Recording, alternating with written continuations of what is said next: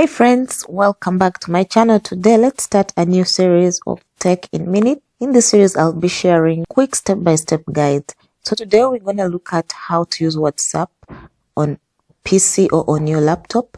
We're going to use the web version. I'm using Windows 10, so let's get to it. First I'm going to open my Google Chrome or any web browser you have. It could be Firefox, Microsoft Edge, Safari, whatever web browser you use. So in my case, I'm using Google Chrome, so I'm just gonna open Chrome. So once you open Chrome, you're gonna go to web.whatsapp.com. Now, once you're here on web.whatsapp.com, you can decide to download WhatsApp for Windows, but in our case, we are not gonna download.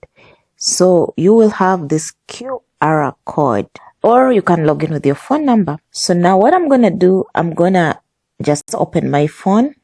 I'm going to go to WhatsApp on my phone, and then I'll click on those three dots up, and then you'll see what they call linked devices. You'll click on linked device, and then there you'll see an option of link a device.